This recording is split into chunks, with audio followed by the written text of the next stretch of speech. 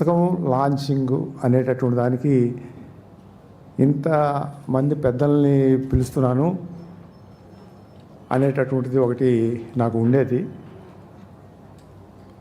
ఈ పుస్తకానికి అంత విలువ ఉందా? ఒక రాజకీయ నాయకుడు, ఒక ఎమ్మెల్యే, ఒక బిజీగా ఉండేటటువంటి వ్యక్తి రాసేటటువంటి పుస్తకాలు సామాన్యంగా వారి గురించి రాసుకోవటము, వారి అనుభవాల గురించి రాసుకోవటము, అటువంటి ఇది ఉండేటటువంటి సమయంలో ఆ పుస్తకానికి వీరిని పిలవటం అనేటటువంటిది వారిని పిలిచినా కూడా నాకు మనసులో ఉండేది. కానీ ఈ పుస్తకానికి ఒక విలువ ఉన్నదని ఇది చదివినటువంటి కొంతమంది మిత్రులు చెబుతున్నప్పటికీ నాకు ఇంకా అనుమానం ఉండేది. అయితే ఒక మిత్రుడు ఒక ప్రయోగం చేశాడు. చాట్ జీపీటీ, లేటెస్ట్గా ఆర్టిఫిషియల్ ఇంటెలిజెన్స్, అది మీకు అందరికీ ఇప్పటికే తెలిసి ఉండొచ్చు. దానికి ఈ బుక్ని అప్లోడ్ చేసి విశ్లేషణ చేయమని చెప్పి ఆయన అడిగాడు. ఆయన కొంచెం నాలెడ్జబుల్ మ్యాను, పుస్తకం చదివినట్టున్నాడు. ఇది దానికి అప్లై చేస్తే ఏం చెప్పుద్దో చూద్దాం డాక్టర్ గారు అని చెప్తే దానికి ఒక 15 రోజులు 20 రోజుల ముందు దానికి ఫీడ్ చేశారు. ఫీడ్ చేస్తే నేను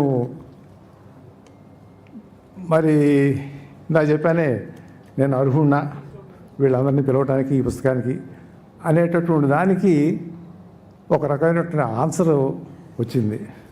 అదేంటంటే ఈ పుస్తకాన్ని వరల్డ్ హిస్టరీ రాసినటువంటి పెద్దలు H G Wells, Arnold Toynbee, Will Durant, Jawaharlal Nehru garu, madam గారు ఈ పుస్తకాలు చదివి ఉండొచ్చు, తెలిసి ఉండొచ్చు తప్పకుండా. చాలా పెద్ద రచయితలు, ఒక్కొక్కటి 12 వాల్యూమ్స్ 11 వాల్యూమ్స్ ఉన్నటువంటి బుక్స్, వరల్డ్ వైడ్ ఫేమస్. వాటితోటి కంపేర్ చేస్తూ దీన్ని తీసుకెళ్ళి ముందు కూర్చోబెట్టింది.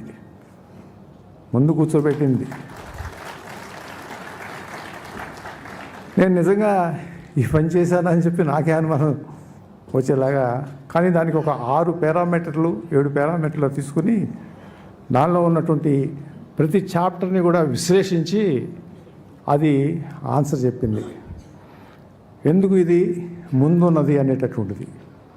ఒకటి, సమగ్రంగా ఉంది ఇది మొత్తం, అంటే హోలిస్టిక్. నేను అన్ని చాప్టర్స్, దాదాపు ప్రపంచ చరిత్రలో ఉన్నటువంటి చాప్టర్స్ అన్నింటినీ సూక్ష్మంగా చెప్తాను, తీసుకోవడానికి ప్రయత్నం చేశాను.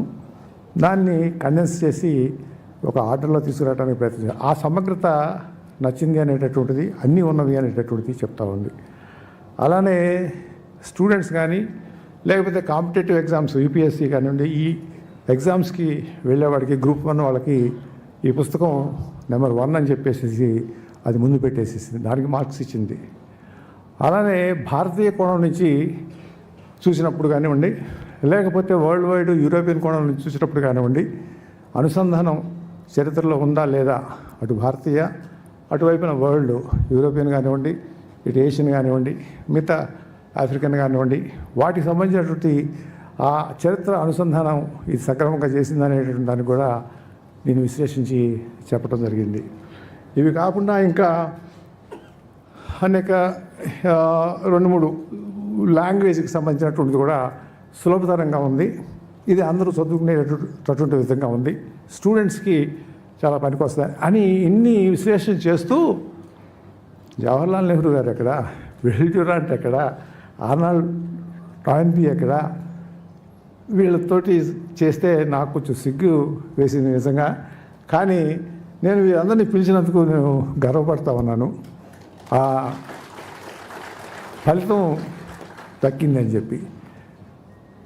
ఇదే మళ్ళీ నేను మన చంద్రబాబు నాయుడు గారి దగ్గరికి వెళ్ళినా, లేకపోతే ఇంకెవరి దగ్గరికి వెళ్ళినా కూడా ఎలా రాసావయ్యావా, ఎలా చేసావయ్యా అని అడుగుతారు.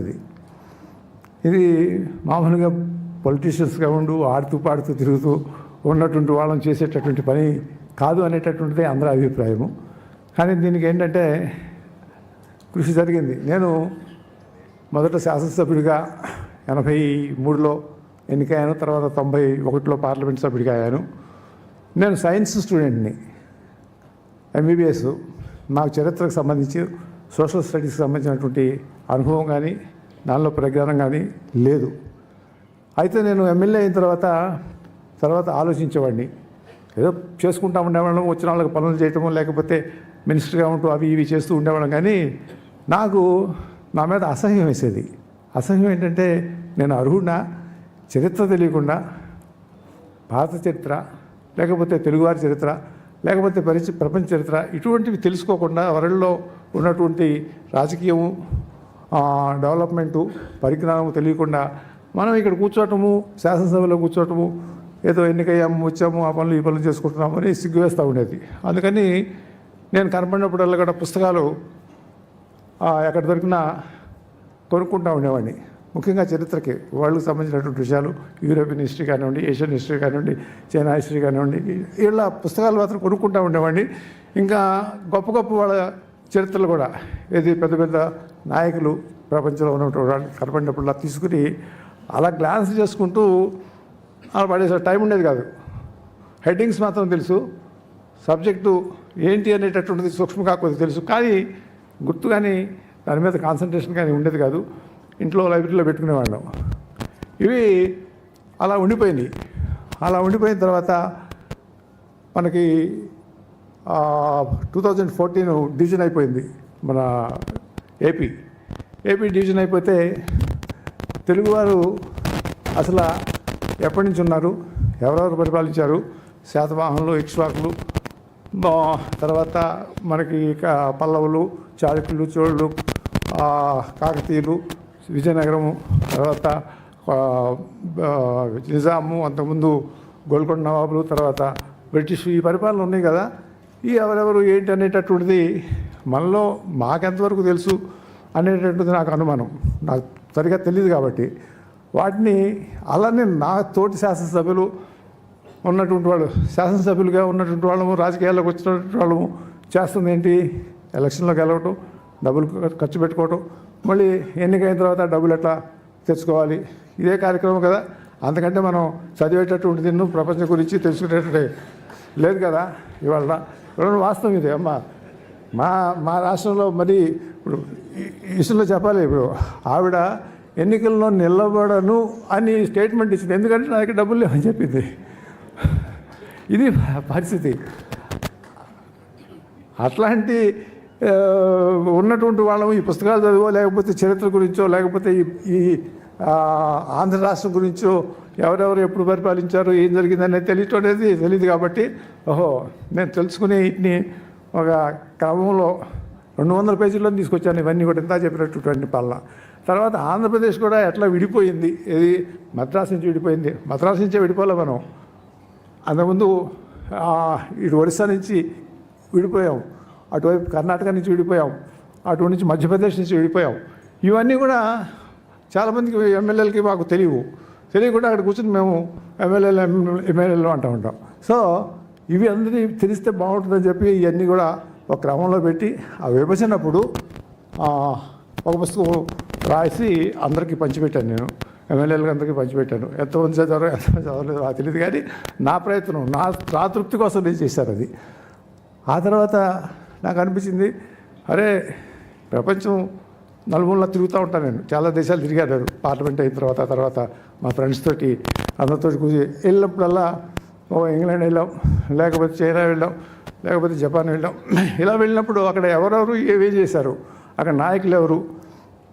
ఒక చైనా ఉంది, ఒక మావో సెట్టింగ్ ఉన్నాడు, ఆ తర్వాత డెంగ్ జియోపింగ్ ఉన్నాడు, అంతకుముందు సన్నెట్ సెన్ ఉన్నాడు. అలానే జపాన్ వెళ్ళాం. ఎట్లా అయితే అభివృద్ధి చెందింది,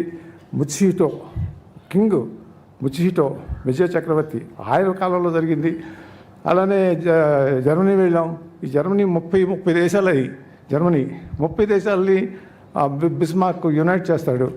అలానే మనకి అనేక మంది, టర్కీ ఉంది, టర్కీ వెళ్తే కెమెల్ పాషా అక్కడ Turkey is the seat anchor of the Muslim dominated Muslim seat అది.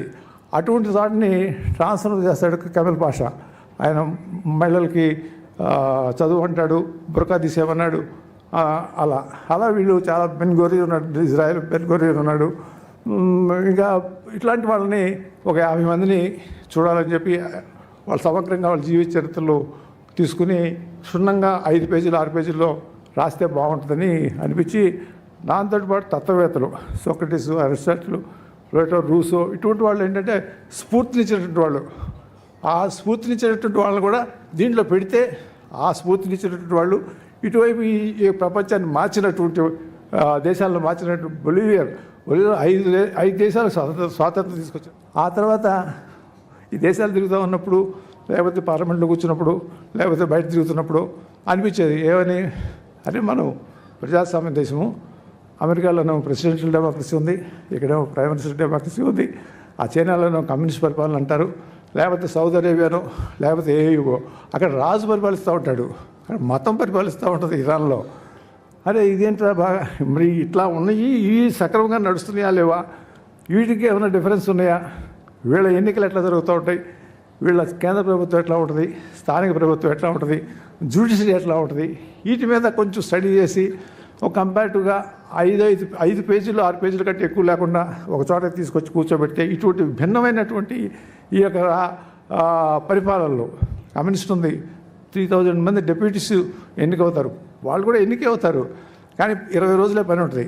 అక్కడ కేంద్రం ఉంటుంది, ఆ కేంద్రంలో ఉన్నటువంటి పాలిట్ బ్యూరో, అక్కడ స్టాండింగ్ కమిటీ అని ఉంటుంది, వాళ్ళు చేసుకున్న నిర్ణయాన్ని ఇంప్లిమెంట్ చేయడం. అట్లనే సౌదీ అరేబియా ఉంది, కింగు, వాళ్ళు ఒక 200 మంది ఉంటారు, కింగు యొక్క సంతానమే, వాళ్ళే అన్నీ చూస్తూ ఉన్నారు, కానీ దేశం ముందుకెళ్తూనే ఉంది. ఇటువైపు వచ్చేటప్పటికి అన్నిటికంటే ప్రజాస్వామ్యంలో విచిత్రంగా ఇది స్విట్జర్లాండ్లో దర్ ఇస్ నో ప్రతిపక్షం. 7 పార్టీలు ఉంటాయి, 7 పార్టీల్లో 7 మంది ఎలక్ట్ అవుతారు, చేసుకుంటారు, ఒక్కొక్క సంవత్సరం ఒక్కొక్కడు అధ్యక్షుడు, అంతే. ప్రతిపక్షం నాయకుడు అనేది హోదా లేదు. వాళ్ళ ఎన్నిక కూడా పబ్లిక్ ఎలా దాన్ని ఏమంటారు, మనకి ఎంపీ నిలబడి మనం చేస్తాము, కొన్ని సీట్లు ప్రపోర్షనల్ రిప్రజెంటేషను, పార్టీకి వేస్తారు vote, party will decide these are the people who has to sit in the parliament అని కొన్ని. అట్లనే జపాన్లో ఉంది, అలానే స్విట్జర్లాండ్లో ఉంది, అలానే కొన్ని చోట్ల అలా రకరకాలైనటువంటి భిన్నమైనటువంటి దేశాల్లో భిన్న రకాలుగా ఉన్నటువంటి వాటిని సమగ్రంగా చేసి ఒక పుస్తకం తీసుకొస్తే బాగుంటుందని అదొక ప్రయత్నం చేశాము. అది కూడా సక్సెస్ అయింది.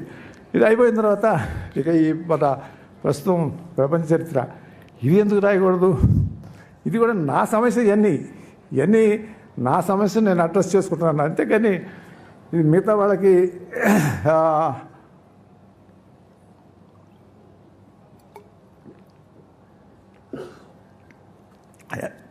ఎంతవరకు ఉపయోగపడతాయో లేదో నాకు తెలియదు, కానీ నాకు ఒక తృప్తి ఉంటుంది. నేను ఎప్పుడైనా చూసుకోవాలంటే ఇదిగో ప్రపంచ చరిత్రలో ఎలా వచ్చాము, ఎక్కడి నుంచి మొదలవ్వాలి, సివిలైజేషన్ అంటాము, లేకపోతే అంతకుముందు ఆది మానవుడు అంటాము. ఈ ఆది మానవుడి కంటే ముందే ఉంది, అసలు భూమి ఉంది కదా, ఈ భూమి పుట్టుకట్ట జరిగింది. సరే, భూమి తర్వాత సూర్యుడు మండలం ఉన్నారు. ఈ సూర్యుడు ఎవరు, ఈ సూర్యుడు పోతే సూర్యుడు ఒక చుక్క, ఒక కొన్ని కోట్ల చుక్కల్లో సూర్యుడు ఒక చుక్క, పాలపుత్తలో మిల్కీ వే అంటాం, దాంట్లో ఒక చిన్న చుక్క, దానికి మళ్ళీ అన్ని గ్రహాలు అంటే 9 గ్రహాలు ఉన్నాయి. ఆ 9 గ్రహాలకి భూమి ఒక గ్రహం, భూమికి మళ్ళీ ఒక చంద్రుడు గ్రహం. ఈ 9 గ్రహాలకి 100, 200, 300 చంద్రులు ఉంటారు మళ్ళీ. అరే ఒక చుక్కకి, ఒక సూర్యుడికి కోట్ల చుక్కల్లో ఒక చుక్కకి ఒక ఉపగ్రహంగా ఉన్న భూమికి ఇది పరిస్థితి. ఆ భూమి మీద మనం ఉన్నాము. ఈ భూమి ఏంటి, మళ్ళీ ఈ భూమి చూస్తే భూమి వ్యాసం 4000 కిలోమీటర్లు పైనుంచి కిందకి అడ్డగా కానివ్వండి. ఈ మట్టి ఎంత ఉంది, మట్టి 20 కిలోమీటర్లు, 30 కిలోమీటర్లు, 25 కిలోమీటర్లే ఉంటుంది. ఆ కింద ఏముంటుంది, గోళం పగ వండుతూ ఉంటుంది. అది పైకి లావా వచ్చిన తర్వాత అది ఒక తొట్టులాగా ఏర్పడితే అది భూమి అయింది. ఒక నారింజకాయ ఉంటే నారింజకాయ పై తొక్క ఎట్లా ఉంటుందో భూమి అది పరిస్థితి. కింద గోళం పండుతూ ఉంటుంది. ఈ భూమి మరి పక్కన నీరు, సముద్రం, ఈ రెండు కలిసిన చోట జీవి ఈ రెండు కలిసిన చోట జీవి పుట్టుకొచ్చింది. జీవికి క్రోమోసోము, ఏకకణ జీవి, తర్వాత అది బ్రేక్ అయ్యి మనిషి పుట్టింది ఒక 70,000 సంవత్సరాలు 80,000 సంవత్సరాలు. తర్వాత మనిషి ఒక జంతువుగా పుట్టాడు. ఆ జంతువు నుంచి పరిణామం. ఇది మొదలుపెట్టి అంటే ఒక్కొక్కటి చూసుకుంటా ఉంటే ఇక్కడి నుంచి మొదలు పెట్టాలి, అక్కడికి పోయాం, అక్కడికి వచ్చి మొదలు పెట్టాను ఈ పుస్తకాన్ని. అంతరిక్షం నుంచి మొదలు పెట్టుకుంటా ఆ జీవి యొక్క పరిణామ క్రమాన్ని, మనిషి పుట్టుక, ఆ మనిషి తర్వాత పాత రాతి యుగం, ప్రాచీన సంస్కృతి ఈజిప్టు, మెసొపొటేమియా, ఇవి ప్రాచీన మన సింధు నాగరికత. అలాగే సౌత్ అమెరికాలో ఉన్నవి కొన్ని నాగరికతలు, సౌత్ ఆఫ్రికాలో కూడా కొన్ని నాగరికతలు ఉన్నాయి. అవన్నీ ఏరుకుని వాటితో స్టార్ట్ అయితే ఆ తర్వాత పురాతన గ్రీసు, పురాతన రోము చరిత్రలో అప్పుడే ప్రజాస్వామ్యం అన్నారు, లేకపోతే సెనేట్ అన్నారు, సోక్రటీస్, అరిస్టాటిల్ లాంటి వాళ్ళంతా కూడా తిరిగినటువంటి ఆ కాలం, ఆ ప్రాచీన నాగరికత తీసుకుని తర్వాత మతం పుట్టుకొచ్చింది. మనకి వేదకాలము హిందూ మతము ఉన్న తర్వాత క్రీస్తు జన్మం, అంతకుముందు బుద్ధుడి జన్మము, తర్వాత ఇస్లాము 6వ శతాబ్దంలో ఇస్లాము. వీటిని కూడా చొప్పించాలి, క్రమంలో చొప్పించాలి. అంతేగాని ముందు ఒకటి వెనక ఒకటి రాయకూడదని ఆ ఆర్డర్ వేసుకున్నాను నేను. ఆ వేసుకున్న దగ్గర పుస్తకాలను తీసుకుని కరోనా హెల్ప్ చేసింది బ్యాగ్స్. ఇక అలా ఆ క్రమంలో నేను యూరోపియన్ హిస్టరీలోకి వెళ్ళిపోయాను. యూరోపియన్ హిస్టరీలో ఇంగ్లాండ్ ఎట్లా ఏర్పడింది, ఫ్రాన్స్ ఎట్లా ఏర్పడింది, జర్మనీ ఎట్లా ఏర్పడింది, ఆ ట్రైబల్స్ ఏంటి, ఆ క్లాస్లు ఏంటి, స్కాండినేవియా నుంచి వైకింగ్స్ ఎట్లా వచ్చారు, ఇంగ్లీష్ ఎట్లా పుట్టింది, ఇవి తీసుకుంటాను. At the same time Indian history ఎట్లా జరుగుతుంది, ఆ సమయంలో మనకి ఇవన్నీ కూడా క్రీస్తు శకం తర్వాత జరిగినట్టు పరిణామాలు. ఆ తర్వాత చైనా, అది కూడా ఒక ప్రాచీన సంస్కృతి ఉంది, దానికి ఒక హిస్టరీ ఉంది, దానికి 1000 సంవత్సరాలు 1000 సంవత్సరాలు ఉంది. సో అది అనుసంధానం చేస్తూ, ఇండియన్ హిస్టరీని అనుసంధానం చేస్తూ సైమల్టేనియస్గా ఈ 300-400 సంవత్సరాల్లో ఇక్కడే జరుగుతూ ఉంది. ఈ రకంగా ఒక క్రమంలో దాన్ని పెట్టుకుని ఆ తర్వాత మతాలు, మత కలహాలు, తర్వాత మత కలహాల తర్వాత ఓకే బోర్డు కొడుతుందా? మా అమ్మాయి చెప్తుంది, అమ్మా వచ్చేసి మరి పుస్తకం గురించి చెప్పాలి కదా. అంటే ఐమ్ సారీ, ఎమోషన్ ఇది. మరి నేను 30 సంవత్సరాలు అయింది వేదిక ఎక్కి. బాగా అంటే మైక్ దొరికిందని చెప్పి నేను మాట్లాడుతున్నాను కాదు. నాకు మైక్ ఇస్తారన్నా కూడా నేను ఎప్పుడు కూడా మైక్ వద్దని చెప్పేసి వెళ్ళిపోయాను. ఇవాళ నా పుస్తకానికి సంబంధించిన చరిత్ర ఒక స్థాయిలోకి వచ్చింది కాబట్టి 4 మాటలు చెప్పాలనిపించింది. అందుకని ఇలా చరిత్ర గురించి, ఈ చరిత్రలో ఇంకొక చివరికి వచ్చేస్తాను. ఇక ఇలా ఈ చరిత్రలో ఉన్నటువంటి భాగాలన్నింటినీ తర్వాత వరల్డ్ వార్స్ 1, 2 అనేటటువంటి దగ్గర నుంచి తీసుకువెళ్ళిపోయి తర్వాత కోల్డ్ వారు, తర్వాత మిడిల్ ఈస్ట్ కాన్ఫ్లిక్ట్స్, ఇప్పుడు మిడిల్ ఈస్ట్ జరుగుతూ ఉంది కదా, ఇజ్రాయెల్ పాలస్తీనా గొడవలు జరుగుతూ ఉన్నాయి, వాటిని పెట్టుకుంటూ తర్వాత రష్యా డిజిగ్నేషను, ఫ్రెంచ్ రెవల్యూషను, తర్వాత అలానే Bolshevik revolution, American war of independence, అది కూడా అమెరికా చరిత్ర కూడా దీంట్లో పెట్టేశారు. ఏది వదల్లా, జపాన్ చరిత్ర వదల్లా, చైనా చరిత్ర వదల, ఫుల్ చరిత్ర అన్నింటినీ తీసుకొచ్చి 340 పేజీల్లోకి తీసుకొచ్చి, అది నా గ్రేట్నెస్ లేకపోతే అంటారో నా యొక్క శక్తి అంటారో, నాకు భగవంతుడిచ్చినటువంటి ఇదో.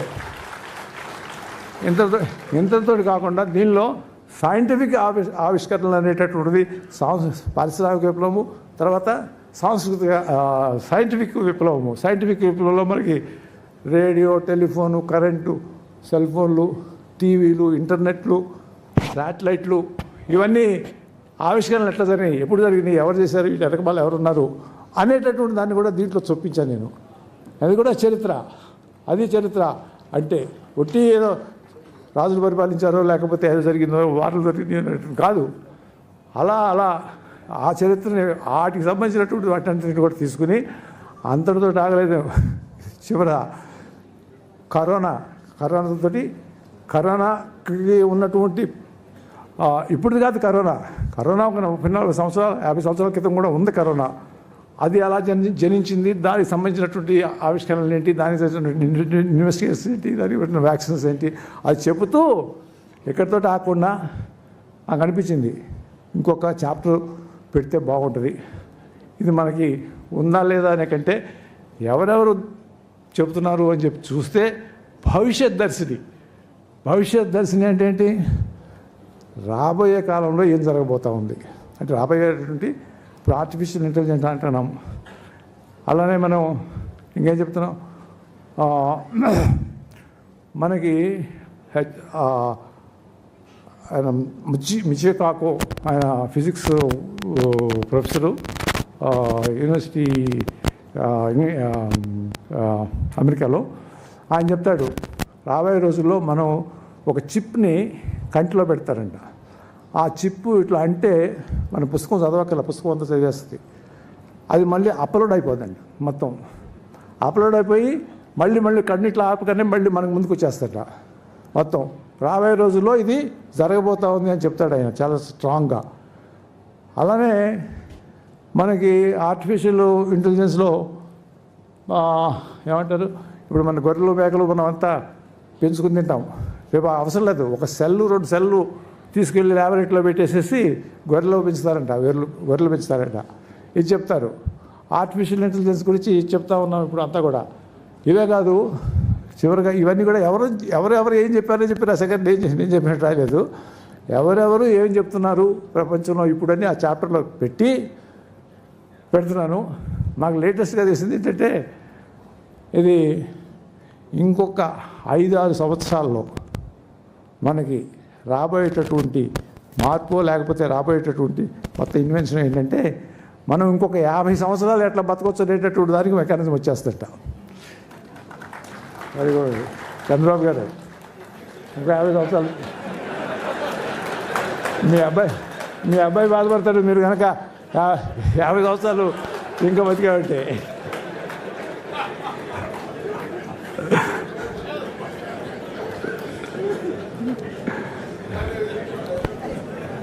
సో అదంట. ఇంకా ఇంకొకటి ఉంది, మన బ్రెయిన్లో కొన్ని కోట్ల న్యూరాన్స్ ఉన్నాయి. ఈ న్యూరాన్స్ ఇవన్నీ కూడా మనం చేసేటటువంటివి, మనం మాట్లాడుకునేటటువంటివి, మనం చదువుకునేటటువంటివి అన్నీ నిక్షిప్తం చేసుకుంటూ ఉంటాయి. ఈ బ్రెయిన్ని రాబోయే రోజుల్లో మన నెక్స్ట్ జనరేషన్ మన పిల్లాడికి మన దేహం వదిలేస్తూ మనం ఈ మొత్తాన్ని అతనికి ట్రాన్స్ఫర్ చేయొచ్చంట. ఇది జరగబోతుందని చెప్పి నాకు ఈ పుస్తకం రాసినప్పుడు తెలియదు. తర్వాత మళ్ళీ ఇంకా ఏమి ఇన్వెన్షన్స్ రాబోతున్నాయి అని చెప్పి చూస్తూ ఉంటే నాకు తెలిసినటువంటి వ్యవహారం ఇది. కాబట్టి రెడీగా ఉండండి. ఇంకొక 5-6 సంవత్సరాలు కనుక బతికే అంటే మాట్లాడము, మళ్ళీ ఇంకొక 50 సంవత్సరాలకు ప్లాన్ చేయొచ్చు. వాట్ ఎవర్ ఇట్ ఈస్, చాలా సంతోషం. నాకు తృప్తిగా ఉంది. ఇవాళ 4 పుస్తకాల గురించి చెప్పుకున్నాను. నేను 30 సంవత్సరాల తర్వాత వేదిక ఎక్కినా మంచి ఉపన్యాసం చేశానని చెప్పి నేను అనుకుంటున్నాను. నాకు నిర్మలా సీతారామన్ గారు అంటే చాలా గౌరవం. ఆవిడ ఉపన్యాసాలు చూశాను. ఆవిడ స్పోక్స్మెన్గా చూసేవాళ్ళము.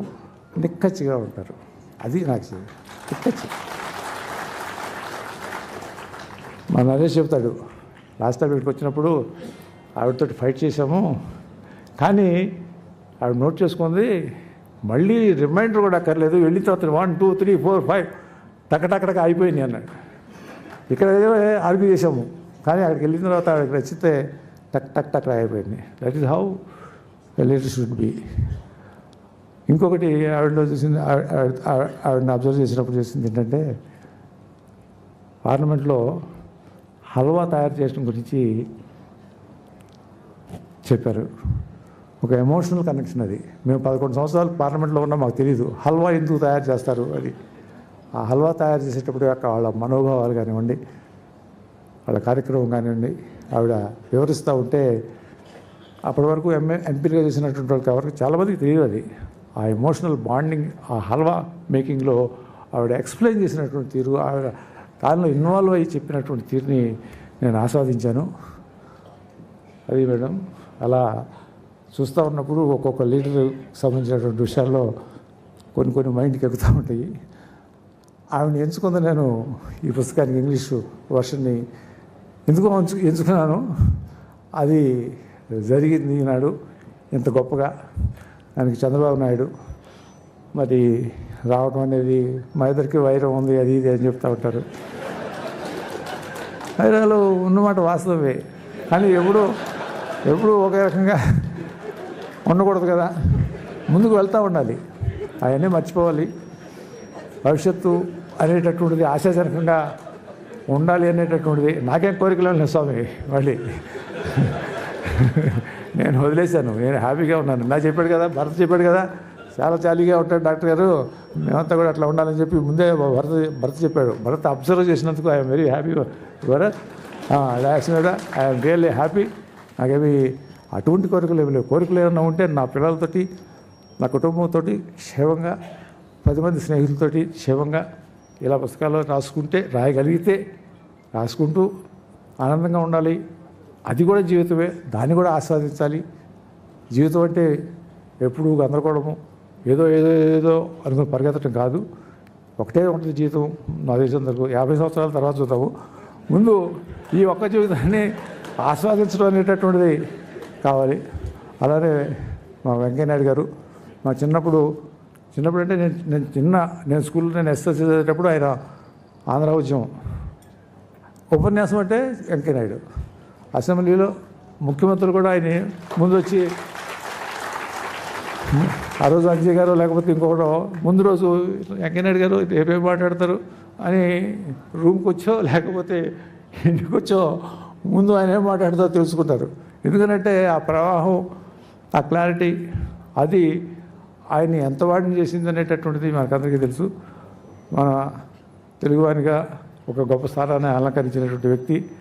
నా ఈ పుస్తక ఆవిష్కరణ సభలో పాల్గొనడం అనేటటువంటిది నేను చాలా గౌరవంగా ఫీల్ అవుతా ఉన్నాను.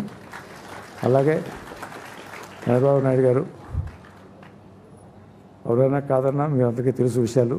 మేమిద్దరం ఏదైనటువంటి అవన్నీ గతం, ఇక వాటి గురించి అవసరం లేదు. మంచి జరగాలి, మంచిగా ఉండాలి, అందరితోటి బాగుండాలి, అందరూ బాగుండాలి అని కోరుకుంటూ ఆయన చేసేటటువంటి ఆ కృషికి నేను అభినందనలు, మనస్ఫూర్తిగా సంతోషాన్ని వ్యక్తం చేస్తూ, ఎటువంటి విషయాలు పెట్టుకోకూడదు అనేటటువంటిది నా యొక్క మనస్ఫూర్తిగా ఈ సందర్భంగా తెలియజేసుకుంటూ, ఇదివరకు పుస్తకంలో రాసినటువంటి విషయాలు ఉండవచ్చు, కానీ గతం అదంతా. ఇక ఇవాళ మనం దాని గురించి అవసరం లేదు అని భావిస్తూ, ఈ అవకాశం ఈ విధంగా మీరందరూ వచ్చి ఈ పుస్తకాన్ని ఆవిష్కరించి, డెఫినెట్గా మంచి పుస్తకం, that is no doubt about it. I'm proud of it.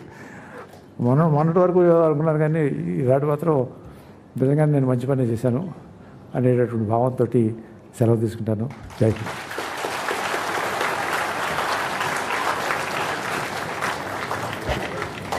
Thank you, Dagbad Venkateswara garu. That was a very nice.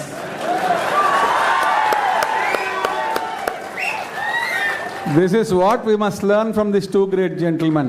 We must forget the past, move on with the future. Such wonderful camaraderie between the two people. Please, all of you also do it in your life. Take the people along. Andarki manchi jaragalagi, andarki manchiga undalani. That's a wonderful message, sir. Now I would request the honorable dignitaries to officially inaugurate the book. Dr. Garu, can you please help Chandrababu Naidu Garu, Madam Siratharaman Garu and Venkaiah Naidu Garu to formally inaugurate the book? Give one copy to Bharat.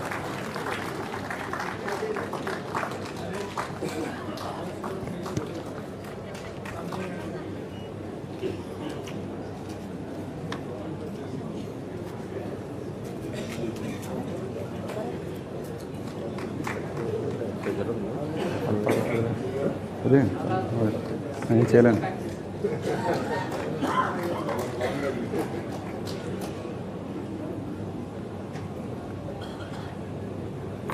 కష్టపడతాను. వదిలే మీరు వెళ్ళకండి.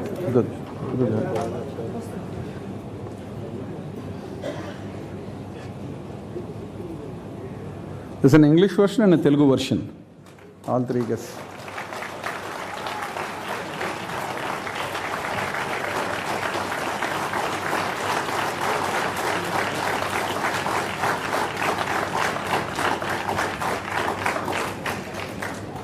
Thank you very much.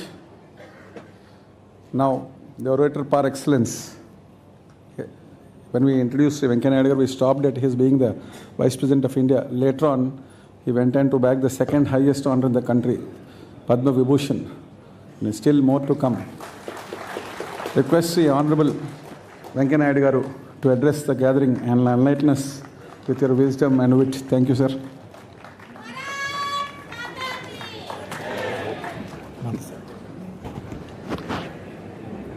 అందరికీ